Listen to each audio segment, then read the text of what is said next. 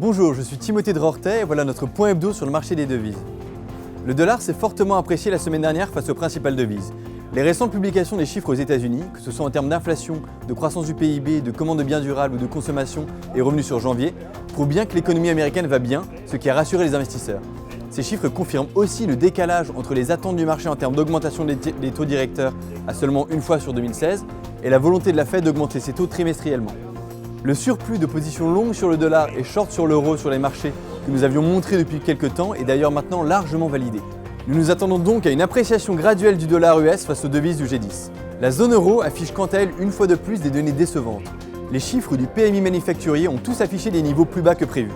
L'indice composite, qui est probablement l'indicateur le plus important en zone euro, est maintenant à 52,7, soit sa troisième baisse consécutive. Ce chiffre décevant va donner plus de crédit à Mario Draghi au meeting de la BCE en mars, où nous attendons des mesures agressives quant au taux de repo et l'expansion du programme d'assouplissement quantitatif.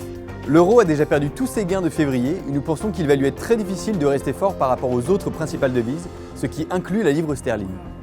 Concernant la livre sterling, la semaine dernière a été dure pour celle-ci à cause des craintes sur le Brexit.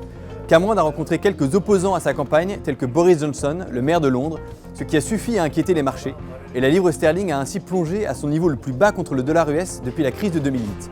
Cependant, ces déclarations ont peu d'effet sur les sondages qui restent à 55% favorables pour le maintien du Royaume-Uni dans l'Union européenne.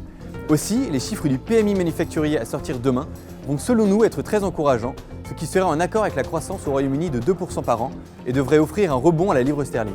C'était notre point hebdo sur le marché des devises. Pour plus d'informations, n'hésitez pas à nous contacter ou à regarder notre site internet www.ibery.be. À la semaine prochaine.